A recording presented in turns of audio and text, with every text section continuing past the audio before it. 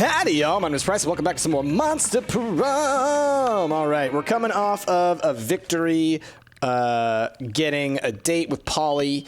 So let's go ahead. Let's do another. We're going to do a short game. Let's skip through the intro stuff. So we were just Oz. Let's be Amira again. I'm going to always probably just cycle through unless we have some real reason that we're looking for certain other characters. Here we go. Now, some of y'all definitely gave me some info down in the comments that has helped me to understand the underlying mechanics of this game. It's definitely the case that different characters have different requirements. Some of them it's stat requirements. Some of them it's more about, you know, like the relationship points that you build with them. And there's also tons and tons of endings that are not related to dating somebody. So if we think we're going to fail, I should instead try and like date myself at the wedding, or at the prom maybe. Does that make sense? Maybe that makes sense. Twitch plays Arbert. 22 days, 17 hours, 5 minutes, 23 seconds. Be a visionary. What will the next big social media craze be? Arbert. From now on, a socially awkward guy named Robert will do everything he's commanded to do through this app by its users. Okay? Greek agoras. Like literal Greek agoras reinstated in our cities. Places where philosophy and arts are discussed by the greater minds. That's social media I want to log into. Bullshit. It's Facebook, but each time someone shares news that isn't supported by real facts, they're taxed, and the money goes to people who expose that bullshit. Give me that. Get that money. Yeah. All right. If you had to have sex with an animal, which animal would it be? A great white shark. If I have to fuck an animal, let's at least make it a story worth telling.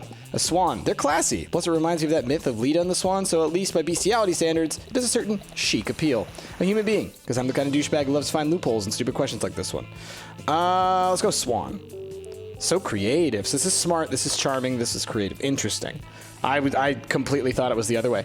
What would be a deal breaker for a potential lover?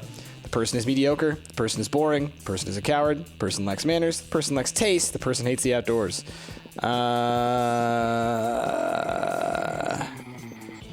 can't tell which one of these is. I think this is probably Veera. No! Wow! I'm terrible at this. That's fine. I wanted to try and date Veera, but like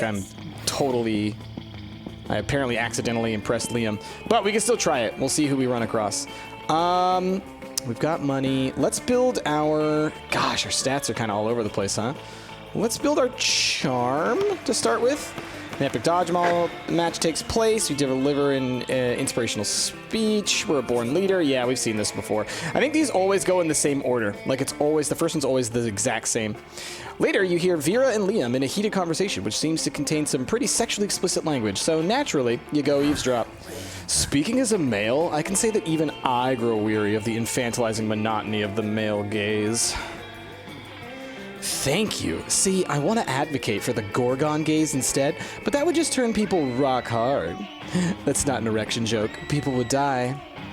Personally, I think hentai is the source of the problem. It's so unrealistic. Hello, I'm not a 2D drawing. I'm a real vampire. I know. I can't even keep up with the standards hentai is setting. What, I'm supposed to just grow a dick during sex? And all the women are drawn exactly the same. There's even less body type diversity than at this school. Plus, I don't think anyone in real life has ever willingly addressed a tentacle as senpai. And what's with all the tentacles anyway? Because half the studio heads are Krakens, Liam. And no tea, no shade to the women who do enjoy tentacle porn. I know at least 3 of my snakes do, but I won't out them. But I do think there should be a more diverse offering for those of us who'd like something else. Cephalosexual? Agreed. Hentai should be more artistic. Redraw explicit scenes in the style of great artists such as Picasso and Magritte. Don't send a misogynistic Kraken to do a femme Gorgon's job. You should open your own hentai studio. Let's do that one. So charming. Aha! Why didn't I think of that before? I'm always trying to monetize my hobbies, and I am partial to my superior aesthetic. And I like sex. The hentai industry needs more strong female perspectives. Shatter that freaky glass ceiling. Yes, you could feature stories about 3-dimensional women with lofty and exciting career aspirations, having mind-shatteringly hot sex. We can call it veranimation. The tagline could be an Oberlin overhaul of over-objectifying awful.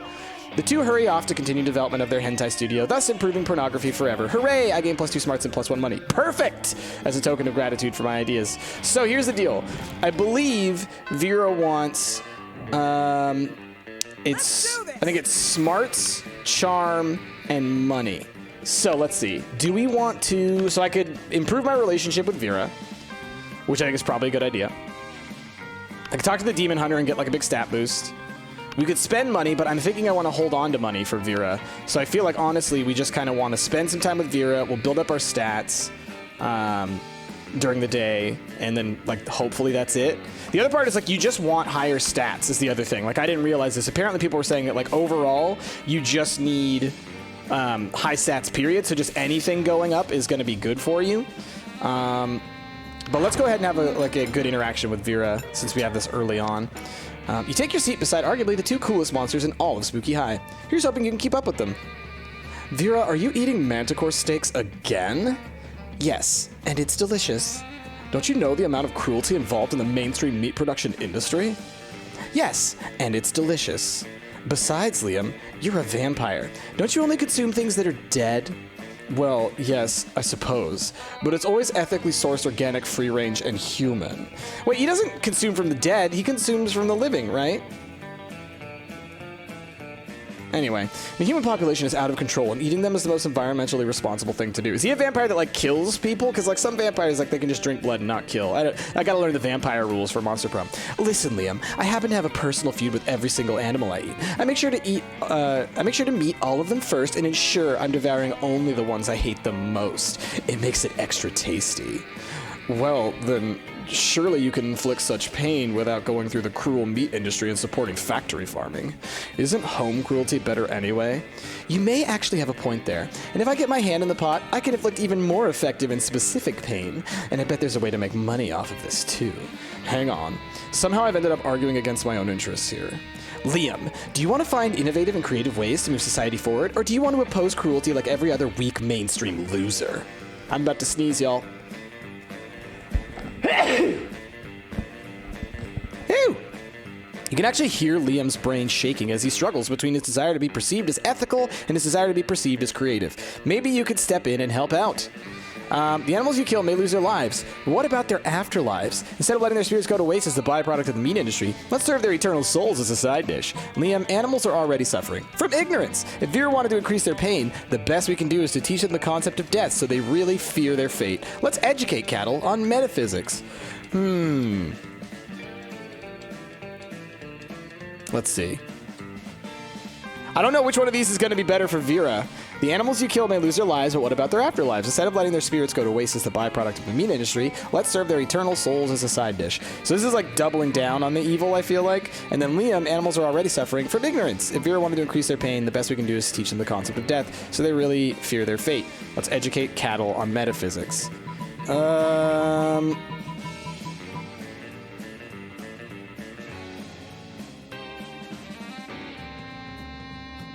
I'm gonna go with this one.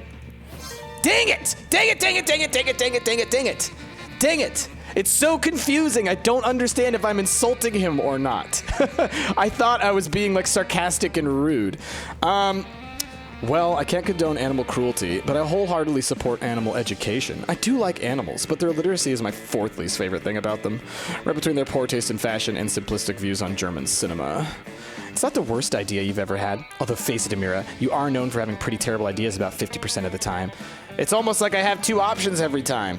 I don't really see building an empire out of private schools for cattle, but with my business acumen, I guess it's possible. And I can rest secure in the knowledge that I'm solving the bovine education crisis. Helping Liam helps cows like helping you help Liam choose you to go to prom with, or something. I don't want to go to prom with Liam. Not this time. It's too late. I've already, we're 2 days in, 2 options in. It's too late. We're going for Veera, and that's that. Let's increase my charm again. Dang it! Oh, darn it! Oh, I did it again! Oh, I did it again! I went to a place I didn't want to go to. That's fine. Let's go for... what's going to give me intelligence or charm? I think the Latin... where's the Latin? Is the Latin not here? That's probably fun. Fake Latin accent. I'm assuming this is going to make me really charming. Yes. Okay, cool. So I'll take that, and then I'll just need to get more money over the next couple of days, I think, to build back up that stat. I traded 5 I traded 5 money for 5 charm is what I basically just did. So I shouldn't need to build up my charm anymore. I think this is like the best way I could come out of this. I'm gonna need to get a lot more money though. Let's do this. Okay. Can't do creativity. Let's just do money.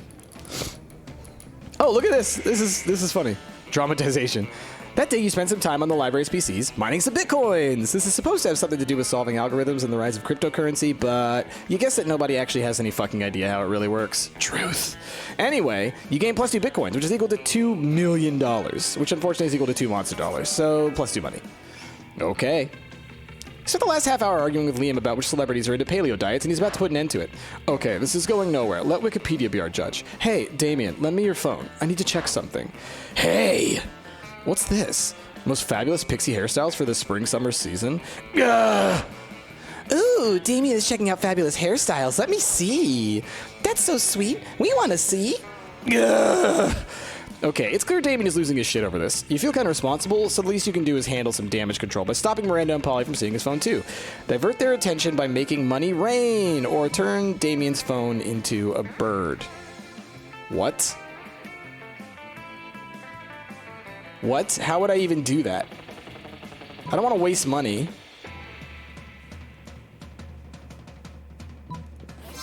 So smart! Apparently I did. Before anyone else can check Damien's phone, you improvise a spell. Your magic skills are on point, and the phone is surrounded by a very magical and very orange cloud. Then, there's no more phone. Instead, a majestic hoopoe bird emerges from Damien's hand. What? Look, Miri, a bird! Eek! Air people, attack! Wait, Miri, it's just a bird. Not all birds are trying to assassinate you. What a great spell, Amira, and I totally get your statement. Nowadays, we're way too addicted to our phones. We should get addicted to something better than phones, like birds. If you'll excuse me, I'm leaving to turn some phones into birds. People will thank me later. Ugh, thanks. You're still a bit intrigued by the whole fabulous hairstyles thing, but for now you gain +2 creativity and +1 smarts. Okay, we're smart and creative. That's a thing, I guess. Oh my goodness. Oh, okay, sorry. I'll keep accidentally clicking out of the window. Let's see. So I could try sitting with Veera again and trying to impress Veera. I'm hoping I haven't like already missed out, you know? Like I could be too late. You know what I mean? I don't know. Because we could go for Liam. Like I could change tactics and go for Liam, which I assume would be smarts and creativity, right? This is so hard. How many days do I have left? I have 3 days where I can sit down and do stuff. So like I said earlier, if I need money for Miranda, or for Veera, then I'm gonna have to probably just get money every chance I can. We'll try it. It's what I wanted to do. You arrive at your chosen table to find Miranda folding napkins at Veera. Do you want to know what this one's for, Veera? No. I'll take that as a yes. The rose-shaped napkin fold is for birthdays between the ages of 16 and 22. Miranda's hands move fast as lightning, turning the rose into a gorgeous white swan. By contrast, this swan folding is for first weddings, third weddings, and swan giveaways. As a fashion enthusiast, I have never been so bored by a piece of fabric. Oh, and this black swan folding is for weddings where you plan to brutally murder all the guests. And not very popular, the black swan folding. Okay, that's sort of cool, but I'm still aggressively uninterested. You happen to have some napkin folding skills yourself. Maybe you could spice up this interaction. You decide to show off your most impressive napkin folds. If you fold a napkin like this, it creates a self-aware napkin whose sole purpose is to fold more napkins. Or the writhing snake fold is for when it is time to leave Veera alone and stop explaining napkin folds. She'll like that. Well, that's quite a specific fold. Under what circumstances would one use... Oh, I see. Damn right you see. And notice how my whole head is covered in writhing snakes. So basically, just assume that don't talk to Veera about napkins time is all the time.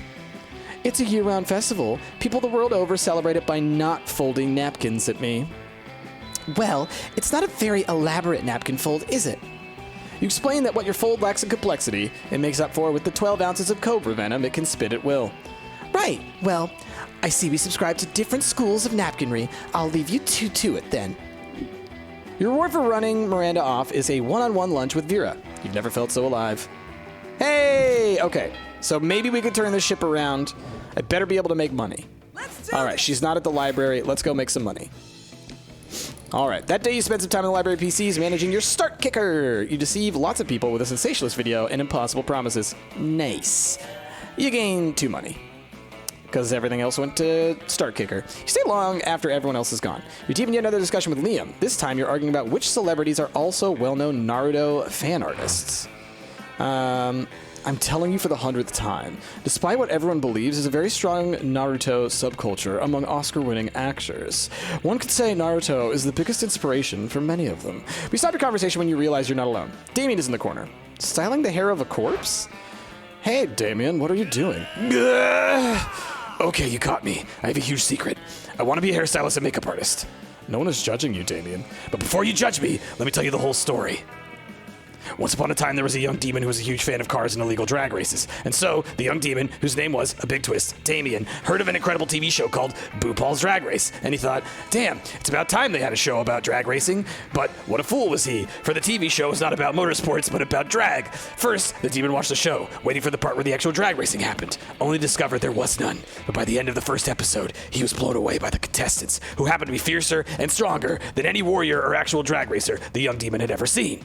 He realized they were so kick-ass, and in part because of the intense and elaborate hairstyles they had, and the makeup that was more badass than any war paint he had yet witnessed.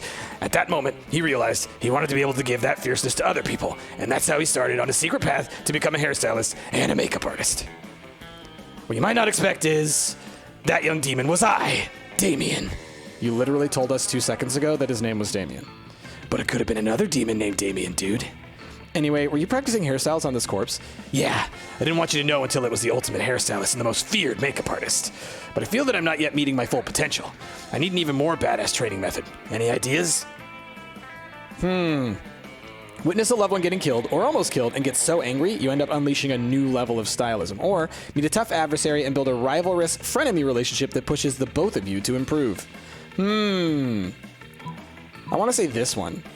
So charming. Yeah. A rival? I already have a rival. She's the daughter of a general that lost to my dad's in the war for the conquest of the 8th Circle of Hell. You might meet her in the future. She's like buff and super intense. Spoiler alert. But stop complaining, Damien. You can totally handle 2 rivals. Just find a new one on Rinder, the Tinder for rivals. Okay, let me swipe through some of these losers until I find a worthy adversary. This one seems too old. This one has a bathroom selfie. This one's too purple. Oh, this is the one. Swipe right. Immediately after that, a rift opens in the ground and a dude with a very anime hairstyle appears before you. Damien, my old friend, we might both be students of the same ancient hair sensei, but we will never be friends. If you think you'll win the hair tournament, then you're delusional. You can do your best, but you'll never surpass my innate stylism skills, for I come from a famous lineage of hairstylists. I have no fucking idea who you are or what a hair tournament is, but I will become the fucking very best hairstylist there ever was thanks to my fiery will of fire, you snobby bastard. Both start giving elaborate hairstyles to their practice corpses with all their might. Fierce auras of complementary colors surround the two of them, and they share a burning glance of rivalry, with a dash of a slowly growing friendship. Hey, we heard anime screams and we wanted to see what was up. Oh, is that Damien achieving a new level of hairstylism thanks to an epic rivalry with the dude he just met? Indeed, Miranda. Why? Where are you? Wait. Oh, why were you hiding that you were so good at this? I wanted to be the very best before anyone knew. Now you are, Damien, because you're doing hair for the right reasons. Yes, with skills like those, you'll be famous. Everyone will know you. Yeah, everyone. It's clear Damien is still hiding something, but that's a twist for another event. For now, be happy you're gaining +3 fun for all the shonen nonsense. That was one of the most ridiculous and best interactions so far. Oh, man. Okay. So I'm still trying to figure out what I should be doing for, like, who I should be focusing on. And I think I just need more money to impress Veera. So I'm going to go for that. But, like, I feel like I almost should be impressing, at this point, Liam, but I also feel like it's too late to impress Liam. You know what I'm saying? Like, it just seems like I probably need way more creativity and stuff. Let's see. That day you spent some time on the library's PCs, sending malicious spam emails in the hopes of stealing other people's money. Doesn't sound very nice, but who's really the one to blame if they respond to such a blatant scam? I lose 10 karma, but I gain +2 money. If I talk to Liam again today, oh my gosh, it's all Liam interactions. Okay, so this is something that I find it's a little bit tricky about playing this game first player, is that you get locked into only interacting with the same person over and over again. Later you see Liam rolling his eyes at his phone. You ask him what's up before he can roll them out of his head. I'm having trouble with my status on Facebook. I expressed a positive opinion about bug manicures, which I obviously meant ironically, and now my so-called friends are responding with blatantly unironic pictures of themselves with centipedes glued to their nails. I know being aloof and misunderstood is my brand, but I want to be misunderstood on my terms, not theirs. What kind of status could I post that would be idiot-proof? Vague blog for your life, or flat out post that everyone currently reading this status is an idiot. I feel like that's bold, but I also feel like it's the kind of thing that he might say. Vague blog for your life. Let's do that. So smart. Vague blogging is a tricky proposition, but luckily I'm a master of the blogging arts. The trick is to reel people in with an intriguing premise, but make it absolutely clear they'll never know what it is. Worst day ever. No, I don't want to talk about it. So sick of this, but I don't kiss and tell, or fight and tell, sad face. I'll do something like, it's all your fault. You know who you are. And then a high-heeled shoe emoji. No one could possibly misinterpret that because there's nothing to misinterpret.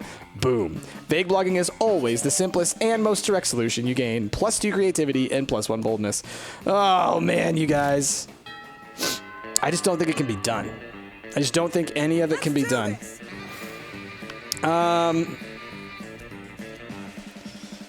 Gosh.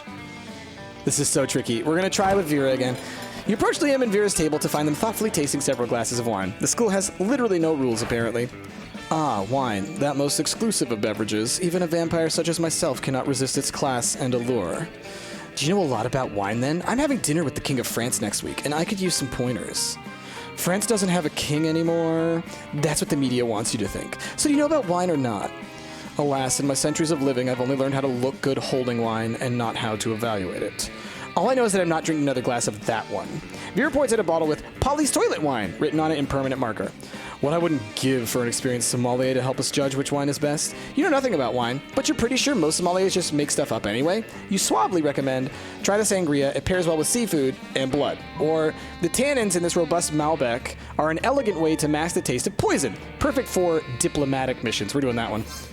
Why would you want to disguise the taste of... Oh... You're gonna poison someone. Of course you are. You're always poisoning people. Quiet. No, I'm not. People in no way directly associated with me are always poisoning people. And soon they will strike again. France has suffered under its unjust king for too long. Plus, he called me fat at a party once when I was 11. Who is this king you keep talking about? I'm telling you, France doesn't have a king anymore. Soon, Liam. Soon. Veera's so thankful to you for solving your assassination problem. She lets you braid her snakes. You get bit a few times, but it's so worth it. Braid her snakes? What? Oh, jeez. Okay. Let's do this. We're gonna go for smarts for the last one, I think. That day you listen to your elders and learn valuable lessons. Sometimes after all the monster nonsense and the dating gimmicks, you forget that attending class is important. +2 smarts. We've seen this one before. All right, you're arguing with Liam, Polly, and Miranda about use of the word indie, what its true meaning is, and if it's worth using at all nowadays. When you're suddenly distracted by a piercing anime scream, you go to investigate and find Damien giving a kick-ass hairstyle to a new corpse. I love this side story with Damien. Like, even though we're not trying to woo Damien this time, we are getting the best Damien side story yet. He's a hairstylist. He's the most fierce hairstylist / makeup artist, and he's practicing on corpses. Whoa, this is gorge, Damien. Paulina is right. Why aren't you uploading these online and taking the internet by storm? It's suspicious. And the last time we talked to you about this, you got super mysterious and said, yeah, everyone. Which makes us think there is a final twist to your shyness about your love for hairstylism and makeup. Yeah, I don't give a fuck if you know I'm this fierce and fabulous, but I keep it a secret because I don't want my dads to know about this fixation on hairstylism, makeup, and Boo Paul's drag race. Oh, your dads wouldn't want you to like drag? What? They're not backwards, Liam. I do some drag myself every now and then, and my dads couldn't care less if I want to be the king or queen of hell. But that's the thing. They want me to rule our circle of hell. Oh, backstory. Backstory!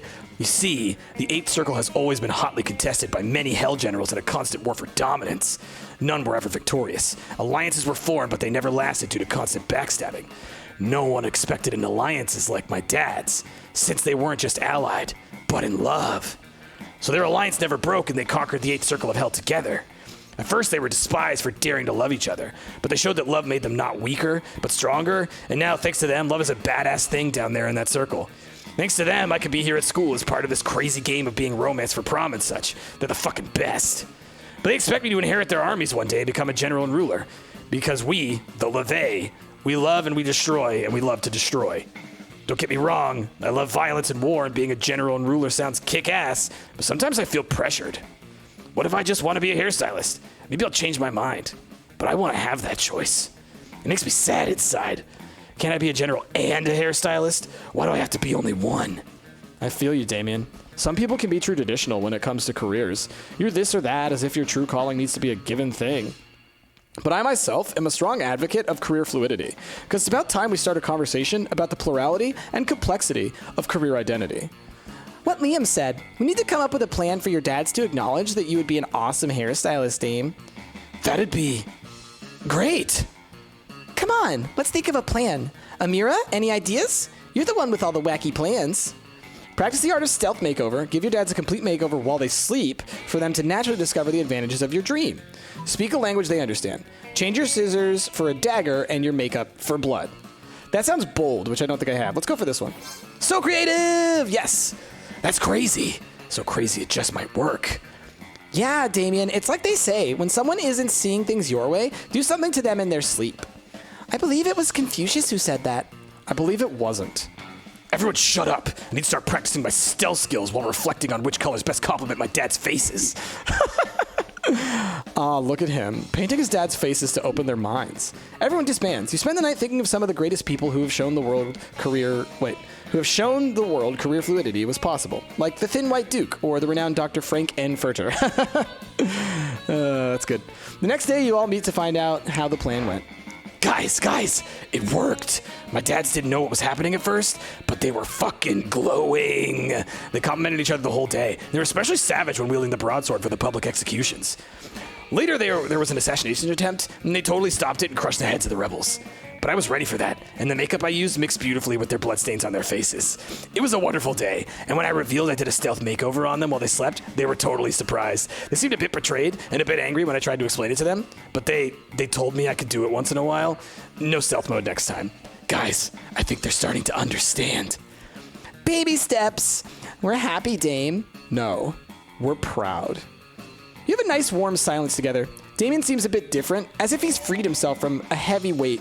He gives you a look that gives you +2 boldness and +1 charm on its own. Wow. All right, guys, so this is tricky, because, I want to ask Veera, and I feel like I tailored my stats to Veera, but we didn't have a lot of interactions with Veera. We had tons of interactions with Liam, but I don't think I have enough creativity for Liam. I feel like you need, maximum creativity for Liam. And, but we had tons of good interactions with him, but we didn't have, too many daytime, lovey-dovey interactions. This was tough. We're going to try for Veera, but I'm not confident. Hi. Yes, let's ask Veera to the prom. Let's do this. It's like we had some good, but not the best. You finally pluck up your courage and ask your beloved to go to Monster Prom with you. You're asking me to go to the prom with you? Have you seen yourself in a mirror? Your face is a crime against humanity. And not one of the crimes against humanity I enjoy perpetrating. Bye. Bye, loser. Prom with you.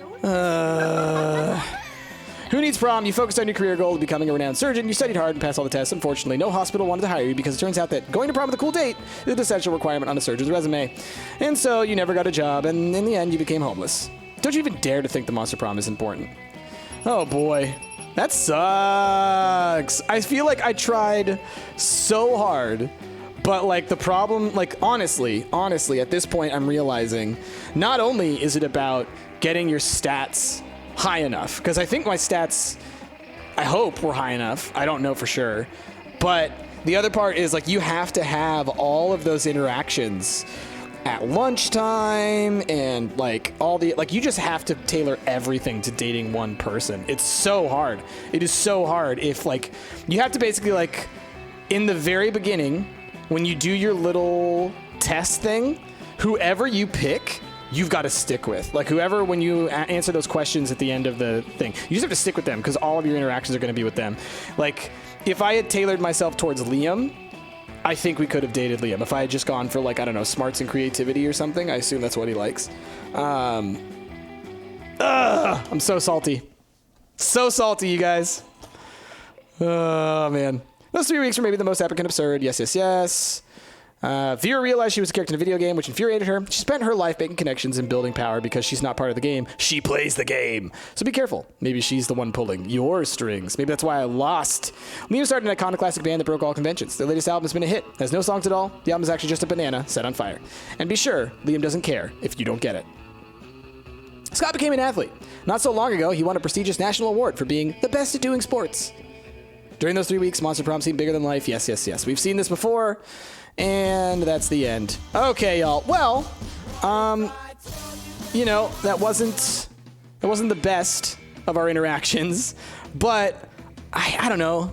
I think next time what I'm going to do is I'm going to wait. I'm not going to pick, because when I went into that, I wanted to date Veera. Like, that was my goal. I was like, I want to try and date Veera, because I've played some games offline that y'all haven't seen, and I had recently done one with Veera where, like, I thought I had it nailed and I didn't, so I was like, I'm going to try again. But so this time what I'll do, or for next episode, is whoever we get in that last part, in that, you know, of the quiz, where you get that first little heart boost, that's who we're going with. And that's hopefully going to work out for us. But we'll have to see that next time, y'all. So with that, thank you so much for watching. I'm glad that this series has been doing really well because I want to keep playing this game for y'all. And I'm glad that y'all can appreciate, even though I'm losing all the time, that at least we're having a lot of fun here. And I like that we're exploring all these storylines. Let's be real. Damien's probably the person we've tried to date the most. And so finding out this backstory that he is a secret makeup artist slash drag person, like it's incredible. It's incredible. I love it. So anyway, y'all, with that, thank you so much for watching. If you liked yourself, please be sure to give this video a like, favorite, subscribe to the channel. My name has been Price, and I will see y'all next time.